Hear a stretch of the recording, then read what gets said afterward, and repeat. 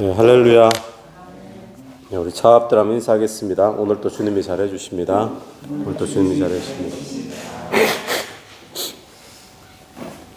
네, 오늘 본문은 이제 비판과 분별이라는 오늘 큐티의 제목입니다. 비판받는 것을 좋아하는 사람은 아무도 없습니다. 그래서 비판받지 않으려면 남을 비판하지 말아라라고 오늘 본문은 이야기를 하고 있는데, 왜 그렇습니까? 남을 비판할 만큼 완전한 사람은 없습니다. 우리가 기억해야 될 것은 나도 비판받을 거리가 많은 사람인데, 그런 사람이 남을 비판한다는 그 자체가 사실은 모순이죠. 그래서 2절 말씀 보면 너희가 비판하는 그 비판으로 너희가 비판을 받을 것이요 너희가 헤아리는 그 헤아림으로 너희가 헤아림을 받을 것이니라. 근데 사람들의 착각은 뭔가 하면 자기는 괜찮은 줄 알고 있어요. 남들은 그러니까 지적질 잘하는 거죠. 남에 대해서 판단, 비판. 자기 자신은 돌아보면 자기는 더 심할 경우들이 많으면서 본인은 괜찮은 줄로 착각을 하고 있는 경우들이 많이 있죠. 그래서 3절 보면 어찌하여 형제의 눈 속에 있는 티는 보고 내 눈 속에 있는 덜보는 깨닫지 못하느냐. 형제의 티는 잘 보면서 자기 눈에 있는 덜보, 이 티하고 덜보를 대조시켰는데 비교할 게 아니잖아요. 티는 정말 작은 건데 덜보는 기둥처럼 큰 거니까 자기 눈에 그건 못 보고 오히려 다른 사람 눈에 있는 티를 발견하면서 이제 비판하고 있다라는 겁니다.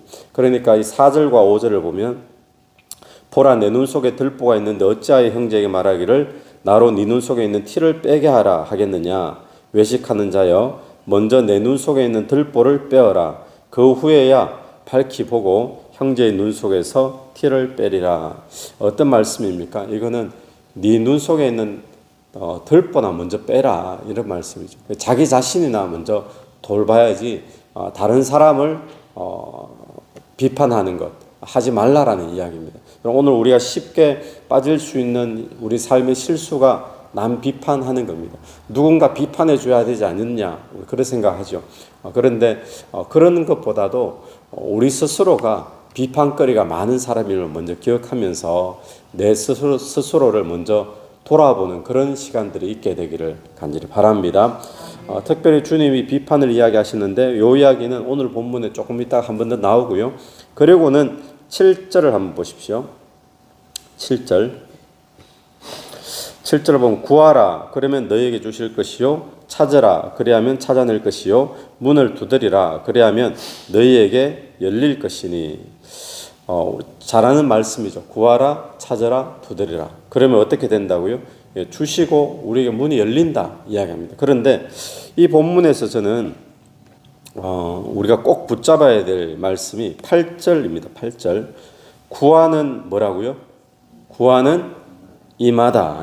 구하는 이마다. 구하는 이마다. 한번 구해봐라. 그러면 어쩌면 하나님이 들어주시지 않겠느냐. 이게 아니고 구하는 이마다 받을 것이요. 할렐루야. 구하는 이마다 받는 줄로 믿습니다. 주님의 약속이죠. 구하는 이마다. 자, 그러면 이 이야기는 반드시 응답이 있다라는 것을 우리에게 이야기해 주고 있습니다. 그러면 반드시 응답이 있는 근거는 무엇이겠습니까? 그 근거가 그 다음에 나오는 9절부터 말씀인데요. 9절부터 보면 너희 중에 누가 아들이 떡을 달라 하는데, 자, 아들 이야기가 나왔어요. 아들이 떡을 달라 하면 누가 아버지가 돌을 주겠나, 또 누가 아버지가 생선을 주겠느냐라는 거죠. 11절 너희가 악한 자라도 좋은 것으로 자식에게 줄 알거든. 여기 다시 한번 보십시오. 구하는 이마다 받게 되는 이유는 무엇인가 하면 기도하는 자하고 이 기도를 응답해주는 하나님하고 관계를 뭘로 설명하고 있는가 하면 아들과 자식과 아버지와의 관계로 지금 그렇게 설명을 하고 있다는 겁니다. 그러면서 그 아버지와 자식과의 관계 속에서는 아버지가 악한 자라 할지라도 자식에게 좋은 것을 주는 것이 아버지와 자녀와의 일반적인 당연한 관계잖아요. 그런 것처럼 하나님과의 관계도 아버지와의 자녀와의 관계에서 악한 자도 그렇게 하는데 하나님은 좋으신 아버지시잖아요. 좋으신 아버지께서 좋은 것을 주시지 않겠느냐. 그렇게 우리에게 분명히 이야기하고 있습니다. 여러분 오늘 이 말씀을 믿게 되기를 바랍니다. 좋으신 아버지께서 아들에게 좋은 것을 주시는 것 너무나 당연한 줄로 믿습니다. 때로는 내가 원하는 것으로 응답 안 해주시는 것 같고 내가 원하는 모양으로 뭔가 쥐어주지 않아도 우리가 기억해야 될 것은 좋으신 아버지께서 좋은 것으로 주신다. 내가 원하는 것으로 주시기 이전에 아버지께서 보시고 내 인생에 더 좋은 것으로 주시는 줄 믿고 그 아버지를 믿고 구하고 찾고 두드리는 그런 은혜가 있게 되기를 바랍니다. 그래서 오늘 구하는 이마다 오늘 이 아침에 하나님 앞에 간구하고 기도하는 그 제목 그 주님께서 구하는 이마다 반드시 응답해 주시되 좋으신 아버지께서 좋은 것으로 주실 줄로 믿습니다. 그러고 난 다음에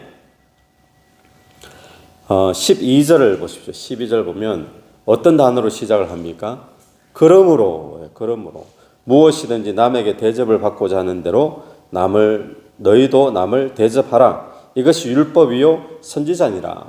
그러므로 그러면 앞에 거하고 연결이 돼야 되잖아요. 그러니까 구하라, 찾으라, 두드리라. 구하는 이마다 하나님께서 응답해 주신다. 근데 그러므로인데 내용이 남에게 대접받고자 하는 대로 너희도 대접하라. 연결이 잘 되나요? 좀 매끄럽지 않죠. 연결이 안 되죠. 그러니까 이 말씀은 뭐하고 연결되는 말씀인가 하면 오늘 본문에서 앞부분에 비판을 받지 아니하려거든 비판하지 마라. 그러니까 1절부터 6절까지 있죠. 1절부터 6절까지 비판하지 말라라는 그 이야기하고 그러므로 이렇게 연결돼야 되는 거예요.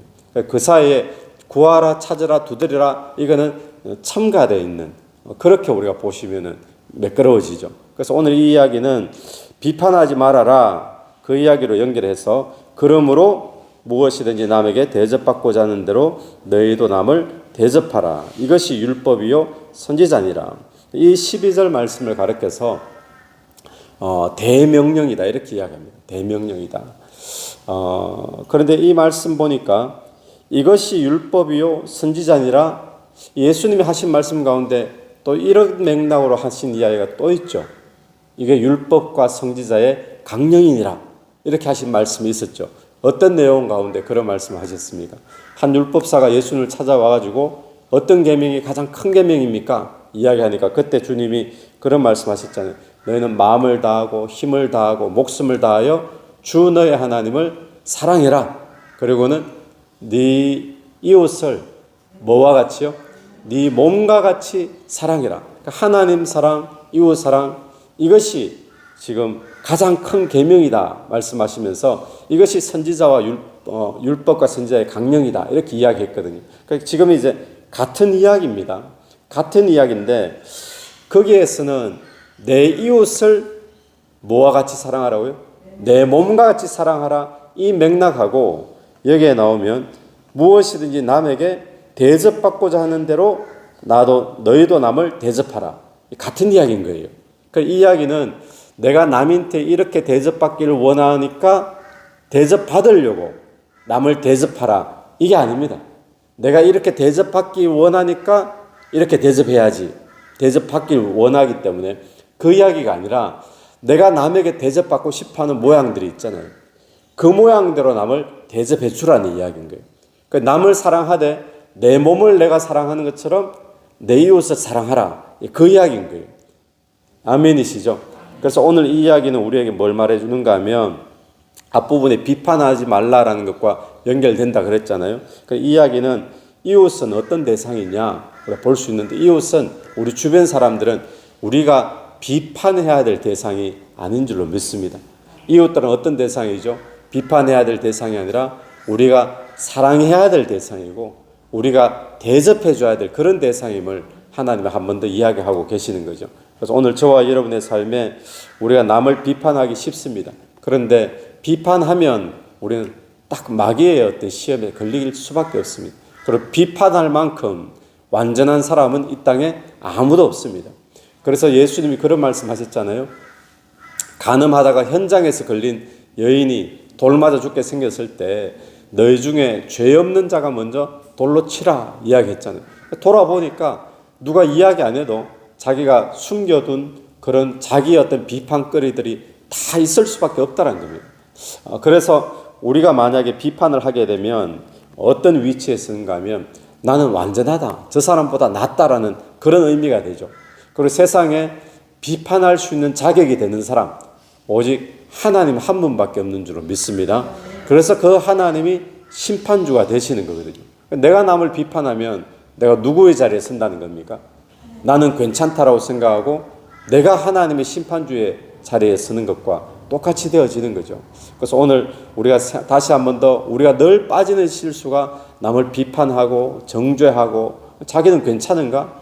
자기 눈에는 덜보가 있는 사람인데 오히려 자기는 더 심한 사람인데 자기는 괜찮은 줄 착각하고 있다는 거예요. 그래서 오늘 남을 비판할 걸로 비판하지 말고 자기 스스로를 돌아보는 자 되길 바라고, 다른 사람들은 비판의 대상이 아니라 섬겨주고 대접해줘야 될 대상이고 우리가 사랑해줘야 될 대상이고 축복해줘야 될 대상임을 우리가 잊지 않게 되기를 간절히 바랍니다. 같이 한번 기도드리겠습니다. 하나님 아버지 하늘을 감사합니다. 우리가 이웃을 바라볼 때 비판의 대상이 아닌 우리가 대접해야 될 대상이요 또 사랑해야 될 대상, 축복해줘야 될 대상임을 잊지 말게 도와주시옵소서. 하나님 특별히 구하는 이마다 또 찾는 이마다 두드리는 이마다 주께서 응답하여 주실 줄로 믿습니다. 하나님께서 우리의 좋으신 아버지가 되어주셔서 오늘 우리의 삶에 가장 좋은 길로 가장 좋은 것으로 반드시 응답해 주시는 분임을 믿고 오늘도 이 아침에 구하고 찾고 두드리는 저희들이 될 수 있도록 인도해 주시옵소서. 이 새벽에도 기도하며 나갈 때 기도 속에 성령께서 역사해 주시기를 간절히 원합니다. 예수님 이름으로 기도드립니다. 아멘. 오늘도 예수 이름으로 승리하시는 하루 되길 바랍니다.